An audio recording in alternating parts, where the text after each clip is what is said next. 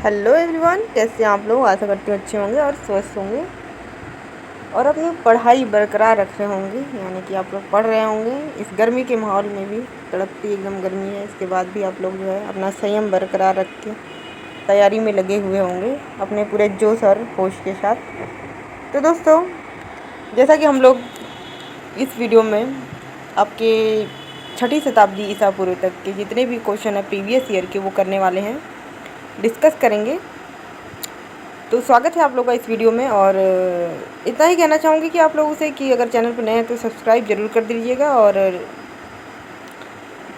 Like और share ज़रूर कर दीजिएगा उससे पहले, ठीक है। तो इस चैप्टर में हम लोग जो है मगध साम्राज्य, आपका महाजनपद, इन सब से जितने भी क्वेश्चन बनते हैं वो सारे प्रीवियस ईयर के क्वेश्चन करने वाले हैं। ओके, तो चलिए स्टार्ट करते हैं। इससे पहले मैंने आपको 6 जो टॉपिक हैं, सॉरी 6 क्लासेस जो हैं वो करा दिए हैं। 6 क्लास में आप लोग जाके प्रीवियस ईयर के क्वेश्चन देख सकते हैं, मेरे चैनल में पड़ी हुई हैं, ठीक है ना। जो कि आप के आर ओ एग्ज़ाम के लिए बेनिफिशियल होने वाली है, PCS यूपी PCS के लिए जो है, और जो UPSC है उसके लिए भी बेनिफिशियल होने वाली है, क्योंकि इसमें बहुत सारे क्वेश्चन जो प्रीवियस ईयर के भी हैं। ओके, क्योंकि हिस्ट्री ऐसा सब्जेक्ट है जो कि हिस्ट्री से आपके जीके के क्वेश्चन बनते ही बनते हैं। तो आपके वनडे एग्ज़ाम जितने भी होते हैं उन सब के लिए भी ये हेल्पफुल होने वाली है वीडियो, ठीक है ना। तो आप लोग जो मैंने टॉपिक वाइज एक हम लोग कर रहे हैं, तो टॉपिक वाइज आप लोग जो है इसको देखते हुए जाइए, नोट करते हुए जाइए, ठीक है ना। तो चलिए स्टार्ट करते हैं। पहला क्वेश्चन लेते हैं इस आज की वीडियो का।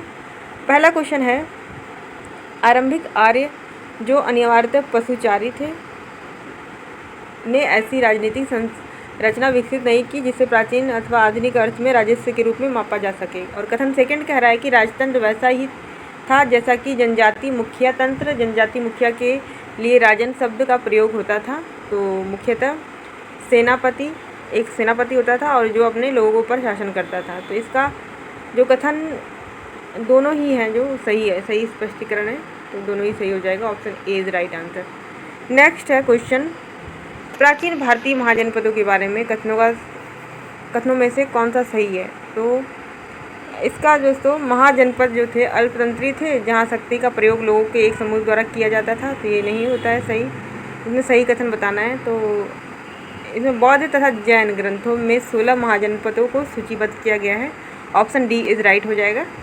नेक्स्ट है, 16 महाजनपदों का उल्लेख कहाँ मिलता है। Option C is right, Anguttara Nikaya में मिलता है। नेक्स्ट क्वेश्चन है, कौन से बौद्ध ग्रंथ में 16 महाजनपद का उल्लेख मिलता है। आंसर हो जाएगा ऑप्शन ए, अंगुत्तर निकाय में मिलता है। नेक्स्ट क्वेश्चन इज, 6ठी शताब्दी ईसा पूर्व के 16 महाजनपदों के विषय में किस बौद्ध ग्रंथ में सूचना मिलती है। Option D is right, Anguttara Nikaya. Next question is, प्रारंभिक गणतंत्र में कौन सा नहीं था। शाक्य, लिच्छवी, यौधेय या उपयुक्त सभी। तो option C is right, Yaudheya नहीं थे। किन नगरों में अपने नाम के सिक्के चलाए हैं। तो ये आपके राजगृह ने चलाए, श्रावस्ती ने चलाए, कौशाम्बी ने चलाए, वाराणसी ने चलाए। ऑल इज राइट, ठीक है, तो सारे ही सही है। नेक्स्ट क्वेश्चन इज, मगध राजवंशों को कालक्रम के अनुसार लगाइए। तो कालक्रम वाला जो है दोस्तों आप लोग अच्छे से पढ़ लीजिएगा, क्योंकि कालक्रम वाले क्वेश्चन बहुत आपके पेपर में पूछे जाते हैं। फेवरेट क्वेश्चन बन गया कालक्रम वाला, है ना, क्रोनोलॉजिकल ढंग से लगाने वाला क्वेश्चन ये फेवरेट बन गया है। तो इसमें देखिए, पहला तो हर्यक वंश पहले आ जाएगा, इसके बाद नंद वंश आएगा, इसके बाद जो है मौर्य, इसके बाद शुंग वंश। Option B is right. Okay, B इसका राइट हो जाएगा option. Next question is, Magadh का बिंबिसार, इसमें भी आप लोगों को 4 राजाओं में से किन्हीं 2 के वर्धमान, महावीर और गौतम बुद्ध के साथ समान मैत्रीपूर्ण संबंध थे। तो इसमें बताना है कि किसके किसके मैत्रीपूर्ण संबंध थे। तो कौशल और प्रसेनजीत है, इनके जो है मैत्रीपूर्ण संबंध थे महावीर और गौतम बुद्ध के साथ, ठीक है ना। नेक्स्ट क्वेश्चन है, मगध 10 नंबर का है, निम्नलिखित में से कौन सा युग्म जोड़ी सही है। तो इसका आंसर हो जाएगा Chetak Licchavi. Option D is right. Next question is, कौन सा युग्म सम्मिलित नहीं है। नहीं वाला है जो कुरुक्षेत्र हिमाचल प्रदेश नहीं है, और सारे जो है सम्मिलित हैं। नेक्स्ट क्वेश्चन है, सूची फर्स्ट को सिटी सेकंड से सम्मिलित करना है। कौशल है, जो कौशल की राजधानी क्या थी आपकी, कौशल की राजधानी हो जाएगी श्रावस्ती। चेदी की राजधानी हो जाएगी सुक्तिमती। वत्स की हो जाएगी आपकी, वत्स की क्या हो जाएगी, कौशाम्बी।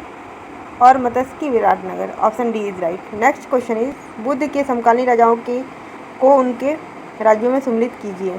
तो प्रगोत जो थे वो आपके अवंती के थे, प्रगोत, अवंती। उदयन,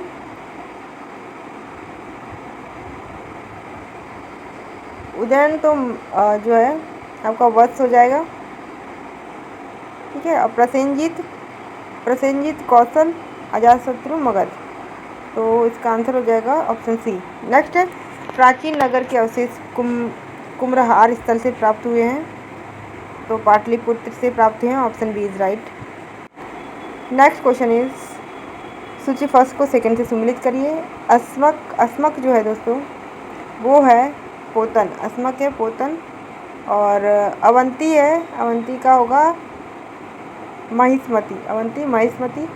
और कलिंग जो है दोस्तों, कलिंग का हो जाएगा, एक मिनट, दंतपुर, कलिंग का दंतपुर।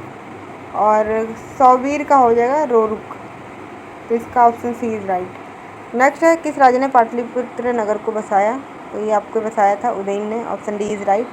पाटलिपुत्र का संस्थापक Udayan. Option A is right. Next is किस शासक द्वारा सर्वप्रथम पाटलिपुत्र का राजधानी के रूप में चयन किया गया। Option C is right, Udayan द्वारा। नेक्स्ट है कुसुमपुर पाटलिपुत्र नगर का निर्माण किसने कराया था। Option C is right, Udayan. Next is प्राचीन नगर तक्षशिला में किनके बीच स्थित था। तो किसके बीच स्थित था, ये आपका झेलम और सिंधु नदी के बीच स्थित था। Option A is right. Next है राजगृह का राजकीय चिकित्सक जीवक को जिसे गणिका के पुत्र के रूप में जाना जाता है, इसका नाम क्या था। तो इसका नाम था Salavati. Option A is right. Anga का उल्लेख मौर्य पूर्व सर्वप्रथम किस में मिलता है। तो ये मिलता है अथर्ववेद में मिलता है। तक्षशिला किसके लिए प्रसिद्ध था। तो तक्षशिला था वो सबके लिए प्रसिद्ध था, विद्या अध्ययन के लिए, वाणिज्य व्यापार के लिए और कला और शिल्प के लिए, सबके लिए। तो option D is right. Next question है अजातशत्रु के वंश का नाम क्या था। तो ये हर्यक वंश था। प्रथम मगध साम्राज्य का उत्कर्ष किस शताब्दी में हुआ।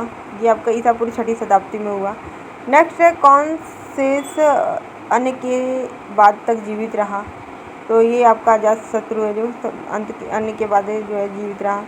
नेक्स्ट है मालवा क्षेत्र पर मगध की सत्ता का विस्तार निम्नलिखित किसके शासनकाल में हुआ था। तो ये शिशुनाग वंश के काल में हुआ था।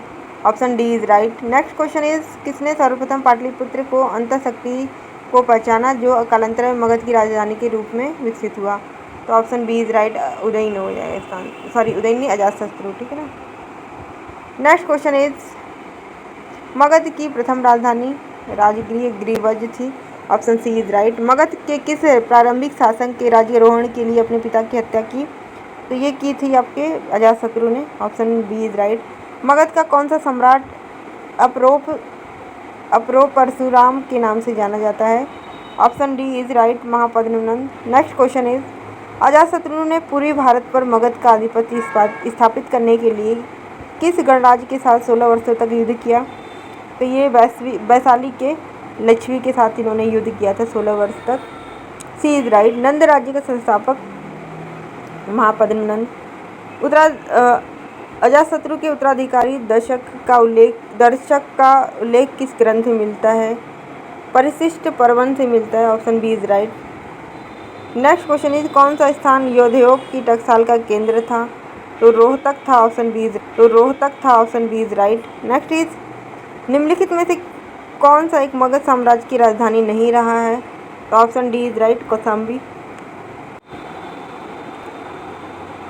निम्नलिखित में से कौन सा ईसा 6वीं शताब्दी में प्रारंभ में भारत का सर्वाधिक शक्तिशाली नगर था।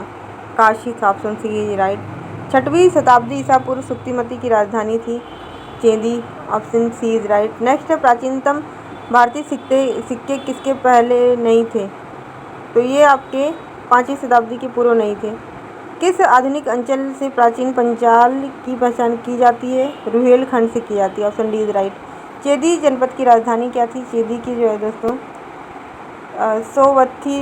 नगर थी, ऑप्शन ए राइट। यहाँ पे सुवती नगर नहीं है, यहाँ पे हो जाएगा सुक्तिमती, ठीक है ना, सुक्तिमती, इसको आंसर सही कर लेंगे आप लोग, सुक्तिमती, ठीक है। चंपा किस महाजनपद की राजधानी थी? अंग की राजधानी थी। महाभारत के अनुसार उत्तरी पांचाल की राजधानी क्या थी? अहिछत्र। छठी 5वीं शताब्दी ईसा पूर्व किस क्षेत्र में गणतंत्रात्मक शासन था? तो ये वैशाली में था। विश्व का पहला गणतंत्र वैशाली में किसके द्वारा स्थापित किया गया था? ये किया गया था लिच्छवियों द्वारा, ऑप्शन डी इज राइट। और इसमें ये भी ध्यान रखेंगे इस क्वेश्चन में कि विश्व का पहला गणतंत्र था। ओके, नेक्स्ट क्वेश्चन है, निम्नलिखित में से कौन महाजनपद 6ठी शताब्दी ईसा पूर्व में कौन सा गणराज्य था? तो ये आपका ऑप्शन डी इज वज्जी था। 800 से 1600 ईसा पूर्व का काल किस युग से जुड़ा है? तो ये ब्राह्मण युग से जुड़ा है। अस्मक महाजनपद का प्रमुख नगर कौन सा था? तो ये पोतन था। गोदावरी नदी के तट पर स्थित महाजनपद कौन सा था? तो ये आपका अस्मक था।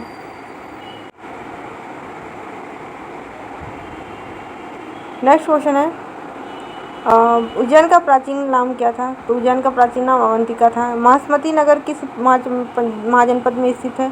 अवंती में स्थित है। कौन सा एक स्थान इक्ष्वाकु शासकों के प्राचीन नगर विजयपुरी को निरूपित करता है? ये नागार्जुन कोंडा है। इक्ष्वाकुओं की राजधानी विजयपुरी का प्रतिनिधित्व किससे होता है?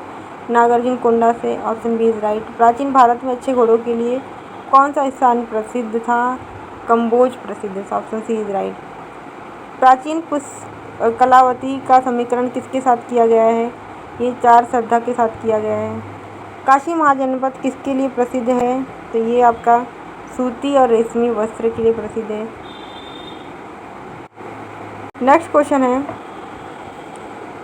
भारतीय इतिहास में द्वितीय शहरीकरण के नगर प्रमुखता है। गंगा घाटी में अवस्थित है।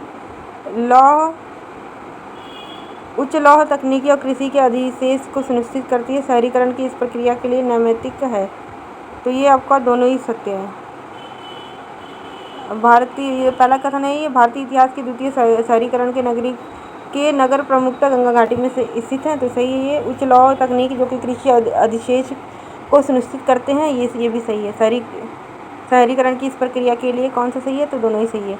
नेक्स्ट है, पंचमार चिन्हों की विशद व्याख्या कहाँ की गई है? तो ये रेप्सन ने की है, option C is right. Next है, महाभारत में कुनिंद नरेश किस नाम से जाने जाते थे? ये द्विज नाम के जाने जाते थे। नेक्स्ट है, इसको आपको 16 महाजनपदों को 4 दर्शाए ABCD द्वारा अंकित। इसमें तो एक मैप होगा दोस्तों, उसमें मैपिंग के थ्रू ये करना होगा, तो इसको छोड़ देते हैं। नेक्स्ट है, धर्मशास्त्रों में भू राजस्व की दर क्या थी? 6:1 थी, 6:1 थी, ठीक है। मगध में नंद वंश का संस्थापक था महापद्म नंद, ठीक है। तो दोस्तों आज के लिए इतना ही, और हम लोग नेक्स्ट वीडियो में नेक्स्ट टॉपिक करने वाले हैं, ठीक है ना। तो चलिए, good bye and all the best.